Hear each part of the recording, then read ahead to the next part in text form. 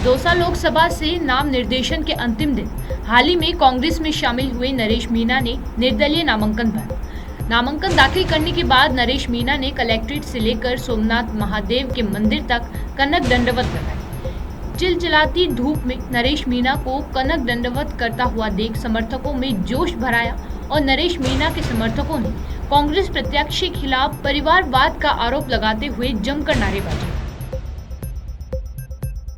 और कुछ दिन पहले ही आपने कांग्रेस ज्वाइन की है, उसके बाद ही वापस आपने दौसा में ताल ठोक दी निर्दलीय के रूप में। तो कांग्रेस पार्टी में क्या मैसेज आया है? सचिन पायलट भी कह रहे हैं कि दोनों ही मेरे हैं, लेकिन नरेश निर्दलीय नामांकन दाखिल कर दिया। देखो, ऐसा है, कोई भी व्यक्ति चुनाव निर्दलीय लड़ना नहीं चाहता, लेकिन मेरे जैसे एक सामान्य परिवार से आने वाला व्यक्ति जो बरसों से राजनीति में है, जिसने आंदोलनों की धरने प्रदर्शन के रूप में आंदोलनों की राजनीति करके जनता की सेवा करी है, मेरा जैसा व्यक्ति जब कोई पार्टी से टिकट मांगता है, जब पार्टी टिकट नहीं देती है, ऐसे में हमें अपने आप को सर्वाइव करने के लिए, अपने आप को राजनीति में जिंदा रखने के लिए और पार्टियों को ये एहसास कराने के लिए कि केवल ये जो परिवारवाद की राजनीति करते हैं, जो राजनीति को अपने घर की वो समझते हैं, उन लोगों को दिखाने के लिए, आईना दिखाने के लिए और ख़ुद को ताकत बनाने के लिए चुनाव लड़ना पड़ता है। और जब मैं यहाँ से चुनाव जीत कर जाऊँगा तो वो जो कांग्रेस पार्टी ने मुझे टिकट नहीं दिया,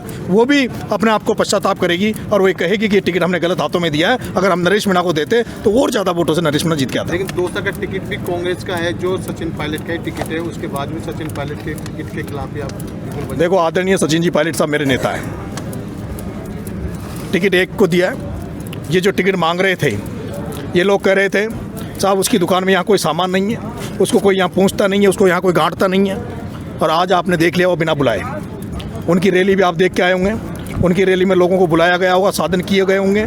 उनकी रैली में वो आए होंगे जिनको कोई डायरेक्टर का टिकट चाहिए, जिनको जिला परिषद का टिकट चाहिए, जिनको प्रधान बनना हो। मेरे साथ जो लड़के हैं ये निस्वार्थ भाव से खुद का डीजल बढ़ा के, खुद का पेट्रोल बढ़ा के आए हैं। और इनका जोश आप देख लो, किस तरह से किलोमीटर से हम पद यात्रा कर रहे हैं और किस तरह से धूप में मेरे साथ चल रहे हैं, किस तरह से नारे लगा रहे हैं, किस तरह से इनमें जोश है। इससे पता लगता है कि कौन निस्वार्थ भाव से किसके साथ खड़ा है। आप कहाँ से कहाँ तक कनक दंडवत लगा रहे हो? मैंने कलेक्ट्री से और हमारे जो नीलकंठ महादेव है, सोमनाथ जी जो मंदिर है शंकर भगवान का, वहाँ तक दंडवत यात्रा की है। और ये दंडवत मेरी सांकेतिक यात्रा है। ये यात्रा इस बात की है कि हमारे पास समय कम बचा है। हमने अभी आज नॉमिनेशन डाला है, आज 19 तारीख को चुनाव है। ऐसे में मेरा मन है कि जो 18 लाख वोटर है दौसा के, उन तक मैं प्रत्येक वोटर तक पहुँचूँ, घर घर पहुँचूँ और उनके चरणों में ढोक दूँ। लेकिन मुझे लगता है कि ये संभव नहीं हो पाएगा। इसलिए इस दंडवत के माध्यम से जो 18 लाख मतदाता हैं दौसा के, उनके चरणों में इस दंडवत के माध्यम से मैं ढोक देता हूं, उनके चरणों में वंदन करता हूं कि वो सब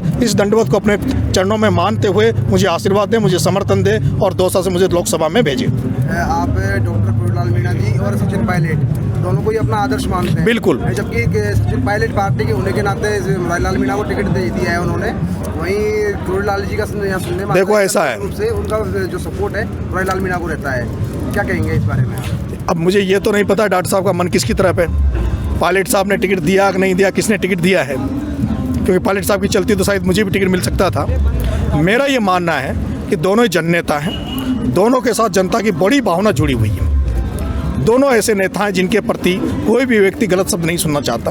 और दोनों नेताओं को मैं अपना आदर्श मानता हूँ। एक संघर्ष के पर्यायी है तो एक सौम्य, शालीनता और धैर्य के पर्यायी हैं। दोनों की राजनीति, बड़ी जनता के लिए राजनीति करते हैं और इसलिए मैं दोनों का आदर्श मानता हूं और मैं उनका सम्मान करता हूं। ये बात मैं पार्टी में रहा तब भी कहता था, जब नहीं हूं तब भी कह रहा हूं कि किरोड़ीलाल जी और सचिन पायलट का मैं मान करता हूं और करता रहूँगा।